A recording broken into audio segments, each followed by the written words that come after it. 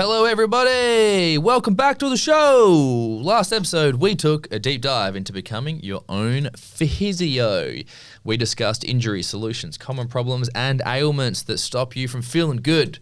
We gave you tools, skills, and knowledge so you can co-pilot your fitness with the therapists you work with so that you can ultimately achieve physical mastery. If you're new here, this is the Strength and Motion Show, an audio experience to bring education about helping you bring functional fitness and better routines into your life. We are a 24/7 gym based out of Midland, Western Australia, and our goal is to make functional fitness practical and achievable for people who want to lift, move, and feel better without the classic, boring, and egotistical gym nonsense. If you do intend on lifting and moving better, well, you better start learning. If you want to get your head around the functional way more, you can start at the beginning of our podcast series of episodes 1 to 5, in which we outlay the foundational pillars of movement, nutrition, sleep, and stress. Our YouTube channel is your next destination with lessons and videos curated to further support your understanding on how you can train properly towards your goals. Today's episode is about events and races. At the time of this recording, we have members of our gym right now training for marathons, half marathons, high rocks is coming up, trail races, and of course the novelty/charity runs like the 5, 10, and 12K distances. Our goal is to A, inspire you to pick an event and go for it, but also B, provide you with the skills, knowledge, and perspective so you can train for your next milestone. Navar. Hello. When's your next marathon? Never. 2071. I'll do one. Yeah, you will. Yeah. Eventually. No doubt. Just maybe when we're multi-squillionaires and we just got all of that, we can just throw money at our I problems. think once I'm done with Muay Thai, you know. Yeah. Well, it'll probably come not far after because I would have so much running experience. You would have to. I will have to get my running up for You'd it. have that Nate Diaz fitness. Yeah. Well, not that much. Well, yeah. Just enough. just enough to do it. I'm not telling you guys I'm Nate Diaz. Yeah, that's fair. For either reasons. Yeah. You excited about Japan? I suppose. Yeah. 17 weeks out. 17 weeks out. Crazy. Kind of scary. But I'm excited. And which is kind of the notes I wrote about is I'm excited but nervous. I'm a bit of a stress head. Well, you know, a large stress head if I was to be honest. You know, I think it's just part of my nature and nurture, part of an experience that just how I've developed. But I'm learning how to relax more, which is nice. And it's helping a lot. I'm definitely noticing a lot of benefits from taking time off and planning something like Japan and going for it. But letting go is hard. And I'm very nervous about letting go. I'm nervous about not being here and being here for the business. Mm-hmm. Not that I need to be, you know, like everyone else has it absolutely. I'm like, you'll probably do better without me. You know what I mean? Hopefully, because they'll make me feel much happier when I come back. But letting go is hard. I'm very excited though. Yeah, definitely. Yeah. I agree with that. What's happening with you? My only note here says soda stream. But is that good or bad? It means I got a soda stream. I almost brought my soda stream in, but I was like, it's just too big to carry. But the nice thing that's from that is because it was a gift from a client, but it's like this knock-on effect of I have a client who loves what we do, and he's decided that through his business, he's been having these like kind of donations, these small grants, and then he's decided that he just wants to basically buy PT packages for youth development within the gym. So he's now basically buying PT packages for a bunch of members anonymously. Yeah. And the client that I took on board, which was a mother of 2, she's effectively a solo mum because her husband's FIFO. So every second week she's by herself full-time with the kids, and I can see how hard she grinds. So we did this like group PT session with the 2 girls and her, and we just got great results. And the best thing about it is that we got her to break through a fat loss plateau, and she literally ate more the whole time. Yeah, she ate more than she's ever been eating, and she lost 4.5 kilos of pure fat in an 8-week window. And then because she was so stoked, she bought me a soda stream, which is why it's come around full circle. But so there's a lot of really beautiful things that came out of that experience. But also I've been wanting a soda stream for like 3 years or something. And blew up all this coconut water because the reason I wanted SodaStream is so I could like carbonate my own coconut water and make my own little coconut water infusions. And then I read the manual. It's like, don't put anything other than water into this thing. And so I was like, yeah, fuck it. And so I've filled up this thing with coconut water. I've jammed it and just pumped it full of the carbon, whatever it is, the gas or the carbon. Dioxide? No, it's carbonate. Something. Sodium carbonate. Yeah. Sodium carbonate. Carbon dioxide. Carbon dioxide. Fucking idiots. So, and anyway, the liquid the viscosity, who fucking knows? It's compressed differently, and the moment I've just unclicked this thing, it's just gone boom, just coconut oil, and I got all over the PowerPoint anyway. So it's pretty fun. But anyway, that's really the latest of me. Is Millie's going well? Thanks for asking. Yeah, Millie's going well. The puppy is going well. I have been mentioning her mostly, but she's finally starting to behave like a teenager. So teenagers are psycho in their own right, but they're not like toddler, children, puppy psycho. So she's finally starting to zen, and we're about 13, 14 months in. Nice.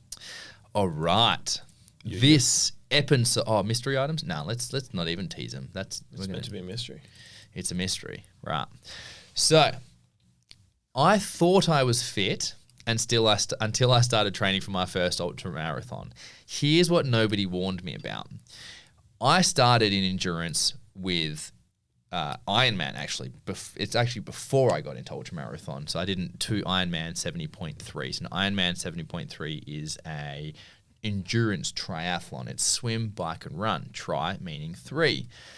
And I only found out from training with people that there's a saying, and they say nutrition is the 4th discipline. It's basically the 4th sport. And when I was going through this Ironman 70.3, the first issue that I had was I shouldn't have signed up for it anyway, but I signed up for it and I did it. I was in so much pain, I actually cried. I remember crying, but I wasn't really able to cry because I was so dehydrated. And it's because I was so undernourished by the end of this Ironman that I was having double calf cramps and double hamstring cramps. And I was so like mentally upset at myself after the event, not from the experience, but the frustration of letting myself get to that point. And that really kind of started to change my whole perspective on sport itself. And I started then, as I transitioned into ultramarathon's even more challenging with nutrition because you tend to burn more calories than when you're swimming and cycling. And so with the running, I was even having more and more gut challenges and sweating challenges and cramp challenges. And I really didn't know that the biggest arch nemesis of ultramarathon runners is actually gut issues, vomiting, and nausea. It's none of the other. I thought it was shin splints, and shin splints is pretty close, but I didn't realize that these issues were so prominent. And if I didn't have, if I had better knowledge, I had better preparation, better understanding of what it took to prepare for these events, and I didn't realize at the beginning that you have to start training for these things months in advance, like in a structured manner. I didn't realize that. And that's what we want to share with you today is some experiences and some ideas on how you can structure things better well in advance so that when you then inevitably start this event or this race, you get to enjoy it because you're prepared for it. And what about some bodybuilding stuff as well? You've got, was it Vidor and James? And James, yeah. Talk about them. Yeah, so besides the obvious with getting lean, which is a manipulation of macronutrients and timing to keep the metabolisms fiery and going while trying to get the fat down really low without losing muscle mass, right? So there is that bit of interplay of trying to figure all that out, which is a lot of fun, to be honest. Like, it is a lot of fun. But in preparation for bodybuilding or close to or even on the day, your glucose, so like the sugars that you eat and the electrolytes that you have, like sodium specifically, impact the amount of like vascularity and how much water weight that you hold on to. So there is this little fine dance as well with the sugars and the electrolytes that we have for even the aesthetic aspect of going on stage, you know, whether you're bloated or whether you're still tight but vascular. There's water in like the bloodstream and salt in the bloodstream, but it's not out into the tissue per se. So you're tight, and that's what makes bodybuilders like pop on stage, right? But the same thing applies for an athlete. Like, we'll dive deep, and Josh knows this better because I haven't run an ultra marathon. I don't know if I'll ever do an ultra marathon. Maybe one day, actually. But the water and the electrolytes and the sugars and everything that we have, there's a little fine dance. You know, you have to find the edge, because you have too much. You know, you might have diarrhea, you might bloat out, you might piss yourself, you know, or if you don't have enough, you might get dehydrated. There's so many things. So, yeah, we'll move into that. Very good. Now, we also need to mention that the truth about sport and exercise is that it's ultimately not the best for your health. We have spent a lot of this podcast and over careers talking about health and foundations, and that's what we really like to teach. But there is a turning point, is that once you start chasing, PBs, then there are risks involved. And the paradox of fitness is that we need to build good foundations as a human and an athlete, right? We know that we need to have strong foundations. And this is so we can be strong and injury-free when we go about our lives. However, once we're there, we either feel boring or we are boring. And it's because we are generally fit and we're generally mobile and generally stable, but we don't have anything specific going for us in that moment. We're just stable and well-rounded. Now, usually once we hit this point, new goals tend to emerge. So this is interesting that I had a client yesterday as well, a new intro session, and I asked him what his goals were, and he said it. He goes, I don't actually know. I just need to be fitter and healthier. And I'm like, cool. If I may, let me take the reins for 12 to 16 weeks, my 3 to 4 months, because I need to set your foundations, right? I need to get you fitter. I need to get you basically strong and sound so we can do all the main movements. But then once you get to that point, you're going to need to come up with a goal. The beauty of that is that the goals start to emerge because you get excited. Once you feel like your ankles are strong and your hips are strong, you might turn around and be like, actually, I have actually always wanted to go snowboarding, or I've really wanted to sign up for a 10K run, but I always used to get shin splints. Now you don't. I always wanted to start rock climbing, and now I can because my shoulders don't hurt. So the irony is that all of these goals, though, end up creating imbalances that lead us back to dysfunction and or injury. And that's just the nature of learning new skills, pushing our limits and our potential. If we're pushing our limits, something tends to break, and that's okay. And it's also important to know that this is that the elite, they're on a whole new level beyond anything we're even considering. We need to be careful when we try and copy them as well, because as I have learned the hard way in both chasing success in business through copying entrepreneurs and CEOs, and chasing elite results in fitness and sport, I have been trying to operate at their level when I'm at my level. And I was hugely humbled, and we have members that come in all the time. So let's talk about the kind of the hidden costs of elite training. We're just going to have a little segment when we talk about what the elites actually get up to, and then at the end of that, we'll go into more of like how this applies to you guys, and what's something more realistic that we can apply to your training. So elite athletes don't just train harder; they actually live completely differently. So let us show you a day in the life. Navar, we know there is a metabolic cost involved. What we mean by Actually, do you want to explain what we mean by metabolic cost? As in, like, the amount of energy it takes to perform as an athlete? Yes, exactly right. And then, obviously, we need to refuel that. Yes. I always use Michael Phelps as an example, because this blew my mind, where he was eating 15,000 calories a day because he was doing that much swimming at such a high output. The amount of muscle mass he had to hold and the force he was putting on repetition of hours and hours of swimming a day called for 15,000 calories a day. Like, none of us are ever going to experience that, you know, and some of these other athletes are burning 5,000, 8,000 calories a day at peak training. That means eating every few hours, not just for fuel, but to avoid breakdown. That amount of energy, like, it's burning. You're burning through your body, your tissue, your fat, what have you. You want to try and reduce as much muscle tissue burning as possible and retain as much of your body. Otherwise, you'll just crash, you know, you'll just break down. You can't sustain it.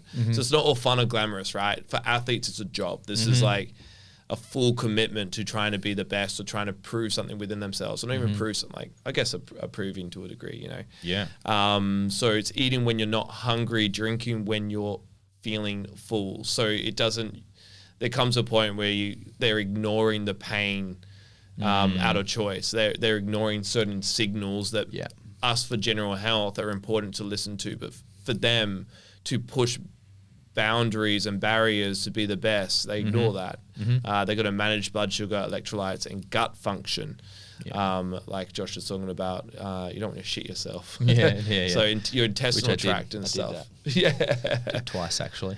and look, it's not all guaranteed, right? You can follow the science, and that's the thing. Is sometimes it's just not your day, or sometimes it doesn't work out. You know. So, So training is only 2 hours. The other 22 hours are spent recovering, eating, prepping, and monitoring. Yeah.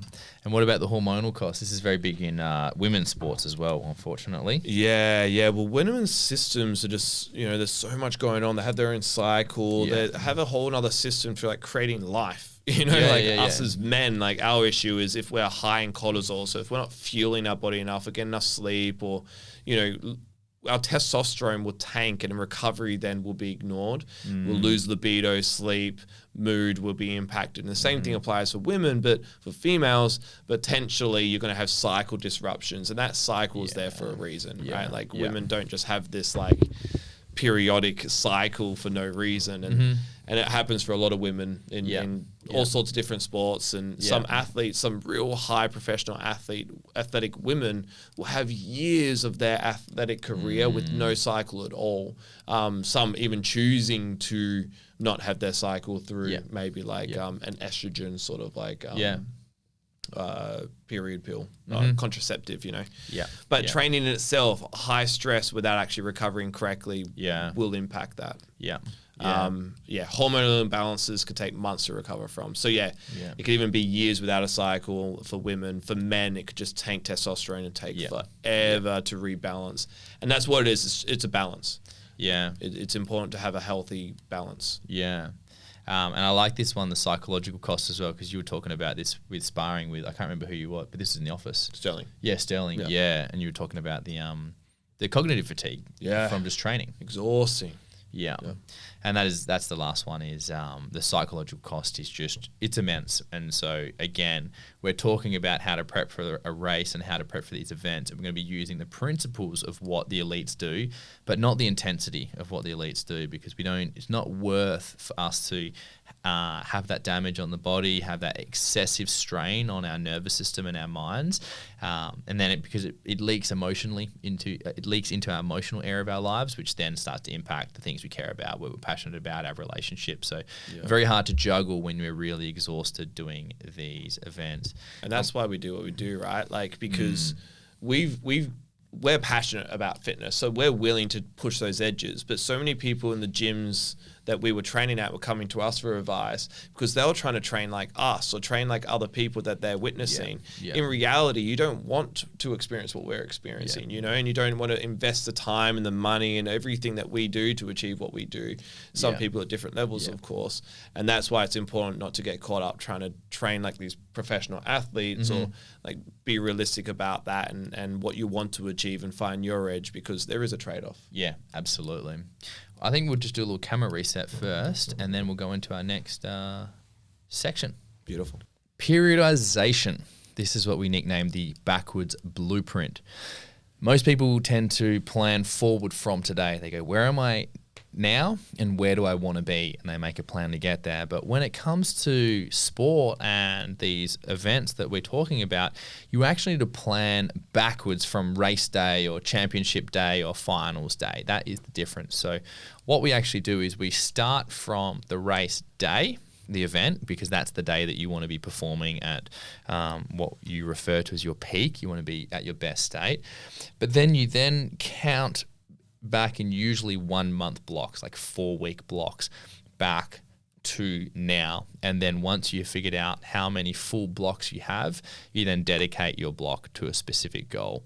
So for example, running's a really, really simple one. So if someone's running, let's say you can only do 5Ks at the moment and you're training for a marathon, which is 42.2 kilometers, it means that if you say that I need to be running 40Ks in 4 months' time, then I need to be running theoretically 30Ks in 3 months' time, 20Ks in 2 months' time, 10Ks in 1 month time. and you kind of plan this gradual build that the amount of runs you do or the intensity of your runs or the frequency of they start to increase subtly each week, so that your body's slowly preparing itself for this increasingly higher volume. And that's periodization in a nutshell. There's a lot of, again, nuances to it. There's a lot of ways that you can change it and adapt it to suit what your goal is, and we'll talk about some of those details. But regardless of what event that you're training for, you always start from the event day, and then you work your way back in blocks, and you build yourself up based on whatever those block topics are for that month. Yep. Specificity, Navar. Oh, specificity. Specificity. Train what you race, or more so train for what you're actually going to compete in. So doing CrossFit won't prepare you for a marathon. CrossFit is a sport in itself, so it's not the sport you're actually racing in. Mm-hmm. You need to train in that sport.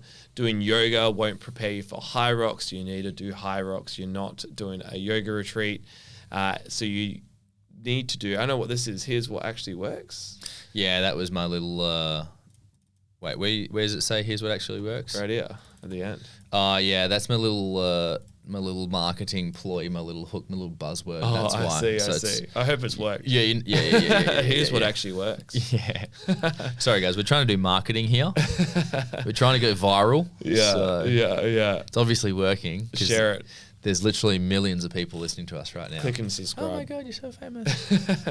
So your training must match your event. On a personal level, that's it moved my progression in Muay Thai a lot when I just focused on Muay Thai. Yeah. I separated from powerlifting, bodybuilding, old ways of training, but more emphasis in Muay Thai, even in my cardio, and just do more Muay Thai, practice my punches, practice my kicks, my defense. Mm-hmm. So same thing as a high rocks. You can train for general fitness, which we'll dive into, but you need to train for the high rocks. That's just it. Like you need to actually do the high rocks movements. You need to actually do mock practices. You need to do the similar movements that you can fatigue under that load that will make you better at high rocks. Yeah. Same for marathon, triathlon. Do long aerobic, pace control, technique, fueling, but all within the marathon, triathlon. And I think not just from a physical standpoint, but mentally, emotionally, you're practicing it so often, you become more comfortable with what you're about to do on a larger scale. Mm-hmm. And that is how you get better. Yeah, an example of that for what I was having to train is napping was another one. Napping and eating on the run during ultra marathons. I was training for some longer events that would go for 24 hours, and that means you have to have a nap at some point. And I then started doing training sessions right after a nap just to get used to what it was like to run tired. And I was also running on a full stomach to then figure out what would happen if I ran on a full stomach. Because if you're in a 24-hour event, there's going to be a moment where you're running on a full stomach because you have to fuel yourself. And anyway, that's an example of the specificity that I had to go through specifically for some certain races that I was doing. Yeah. Now, before we get into specificity and periodization, you always need to have your base fitness. So your base fitness is your more generic stuff that you need to be able to push, pull, run, jump, hang, climb, twist, throw, all these kick, all these basic movements. You need to be at least able to do them well. Yeah, you don't have to do them amazing. You just got to be not shit at them, because then these are the foundation. They're the foundations of athleticism, your general mobility, your general coordination, your general stability. And if those are in place, when you then start doing the specific training and doing the periodization, you get better results from those sessions because your body is more able, and those sessions are more they're just more quality, basically.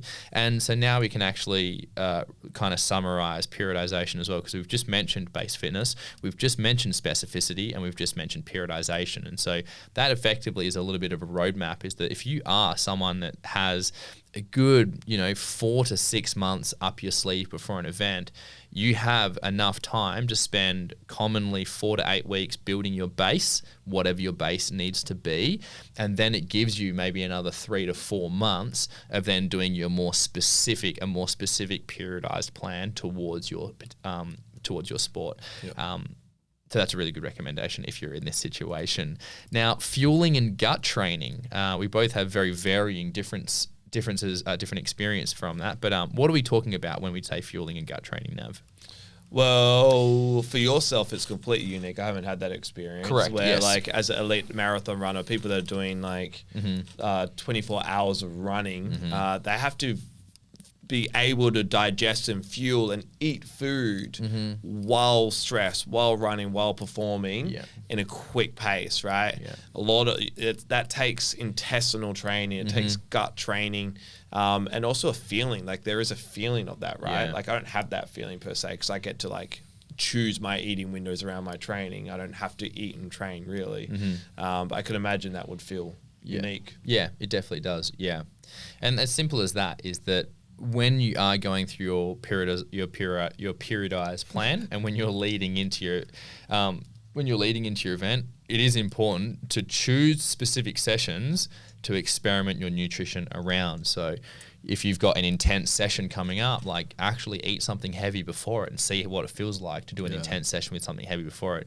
You might bomb the session a little bit, but what you do gain is a really valuable understanding of what works and what doesn't work, and it gives you a foundation to then think about how you can eat more or less the next time around. And that's that refinement process with your fueling and gut training.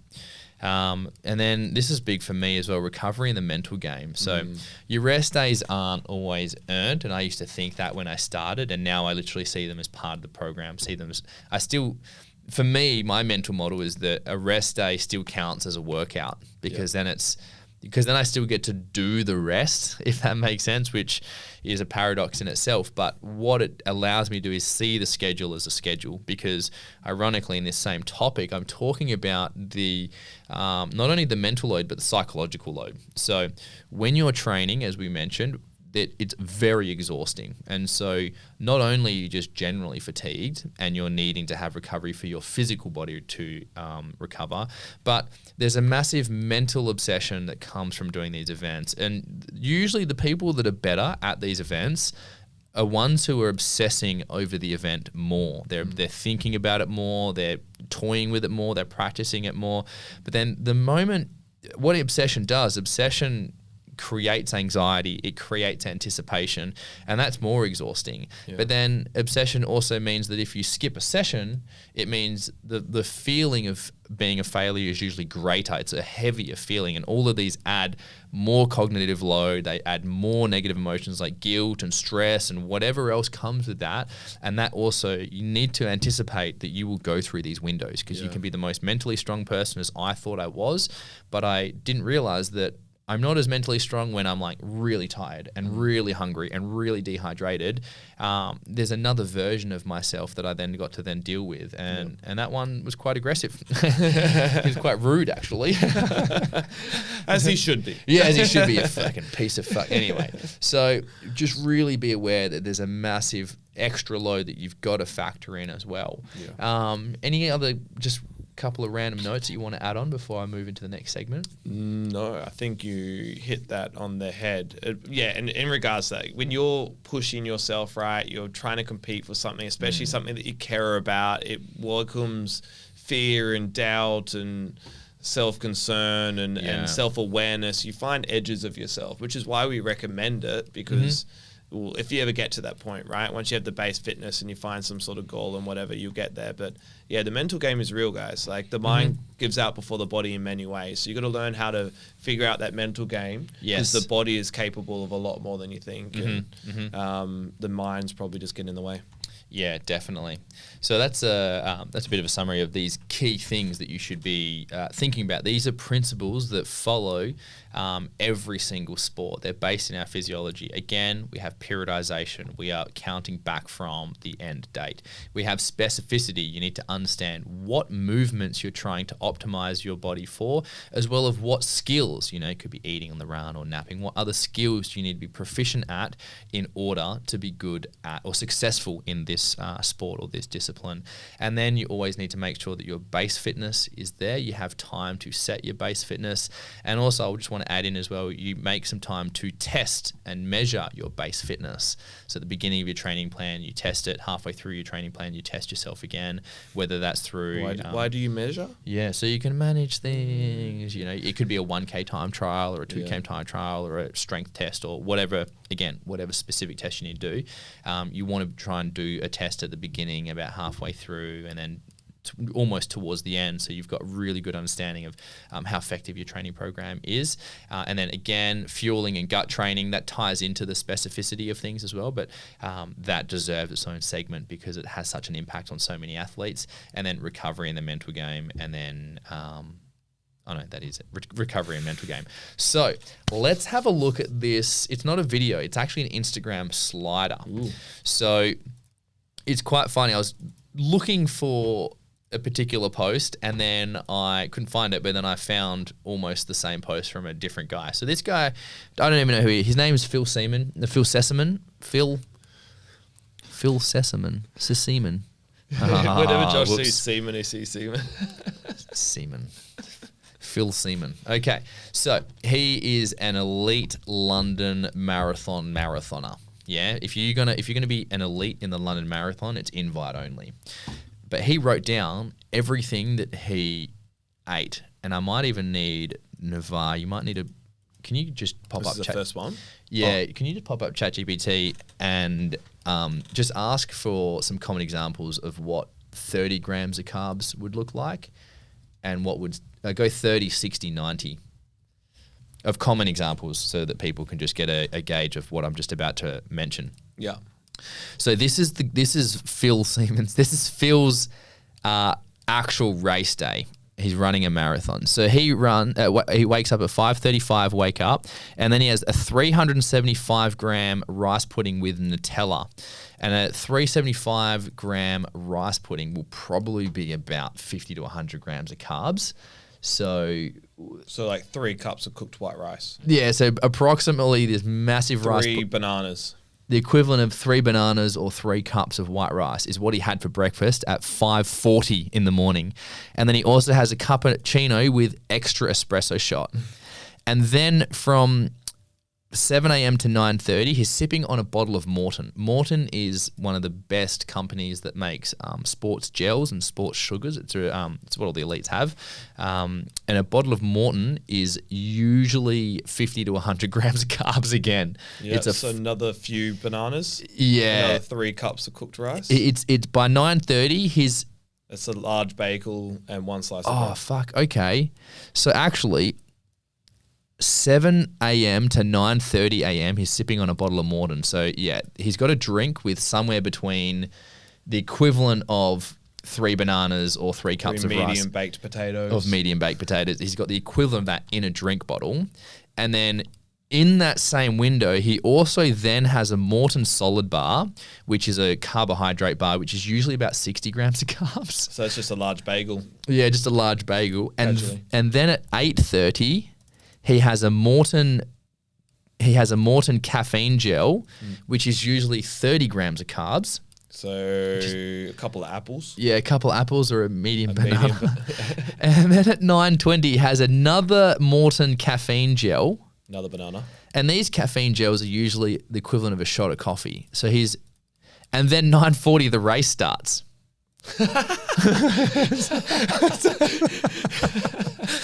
I genuinely thought that was him during the race. This is mad. The race hasn't started. And he's had like thousands of He's literally eating we're somewhere between 6 and 10 bananas worth of carbohydrates, and between 3 and 4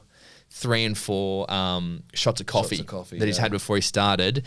And then he has at the 5, 10, 15, 20, 25, 30, 35, 40. So at every 5 kilometers, there's there's 8 feeding windows within his marathon. At the 5K, the 10K, the 15, the 20, the 25, the 30, the 35, and the 40. He has 166 mil of Morton 360, which has 26 grams of carbohydrates. So every 5 kilometers, he's smashing a banana. He's eating a banana.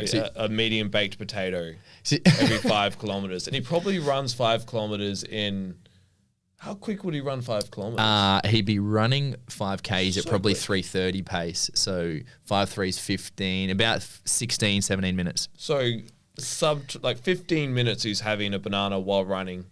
Yeah. For how long? Yeah, because it would be this guy would probably be finishing the run at around about somewhere between 2 hours 15, 2 hours 30.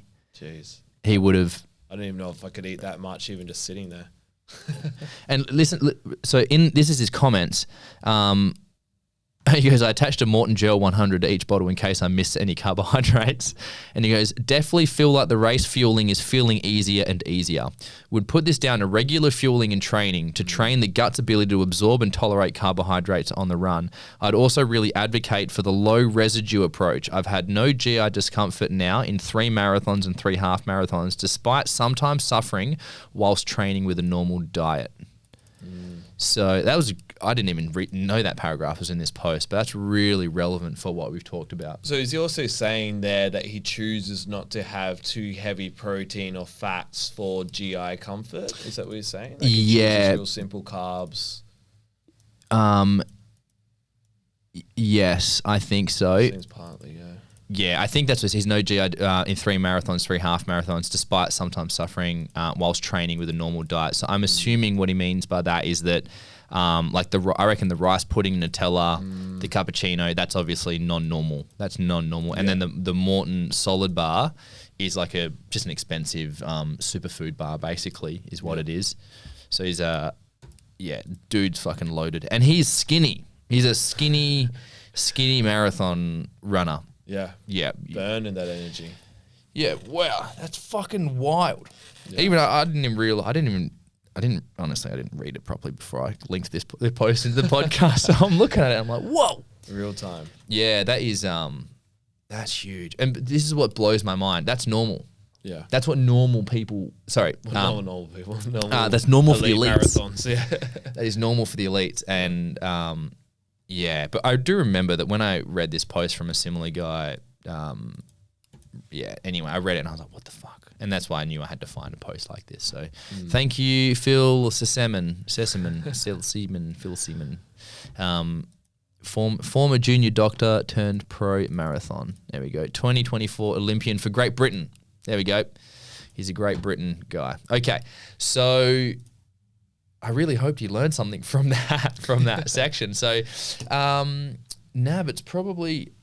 Can you see the camera? How much time we got on that camera? I can't see how much time it says on it. Is the first number a 1? I think we're going to make it. Yeah. Yeah. All right. Mystery item. Okay. I got my Hormozy hat. I just want to talk about Hormozy. Hormozy's got his next $100 million money model live event that he's holding tonight at midnight. I was a part of his live event for his last one, which I think was $100 million leads or offers or something. I can't remember which one it was. It was offers, then leads, and then so models. It must have been leads. Yeah, so the leads event that he did last time. And this is where I got this hat from. But I'm going to be seeing it live again tonight as well, just because I love my man, Hormozy. But also love him because, one of my favorite quotes, what you don't measure, you can't manage. And that's just what Hormozy's all about. He's about just cutting the fluff, figuring out what works statistically. He creates models and systems off that. He shares that with people and he helps people get results through that. And I love and respect that. And I'm looking forward to his event tonight. Sick. That's actually exciting. I'm very excited.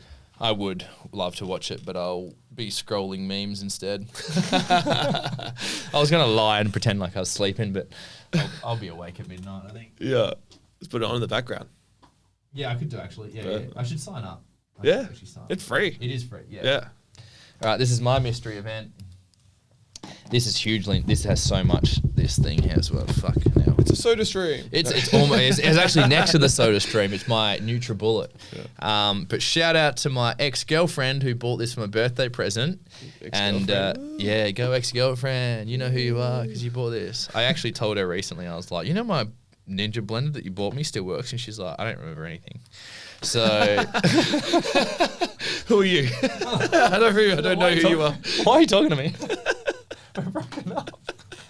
Anyway, so she bought me this blender because I wanted a blender, right? But I've had this blender for like, fuck. I don't even know if we had the gym back then. Oh, no, we just started the gym when I started dating her. So I've had this blender for like 8 years or something. But anyway, that's beside the point. And also the nostalgia is on, you might be able to see it, but I've got the blade and stuff, and it's just completely destroyed and chomped by Millie, my puppy. And the blade still works. So this whole thing's been, honestly, it's been used weekly, sometimes daily, for the last 8 years. But when it comes to endurance sport, ultra marathon, liquid fueling has been one of the most game changer things for me, which is why I have a blender here. I love blenders for nutrition in so many ways because it just adds the convenience, but it's also very kind on the body because your body doesn't have to chew things. And the whole process of digestion starts with chewing foods and breaking them down into what's called a bolus, which is this little lumpy, clumpy, moist thing. And then it sits in the body, and then it starts to break down and goes into its individual ingredients, individual pieces is what we'll call it.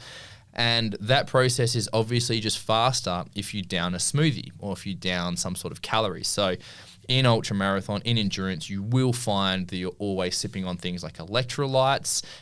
You're always going to need a shaker or a blender to be consuming those things. You're going to be having electrolytes with sugar. You're going to have electrolytes without sugar.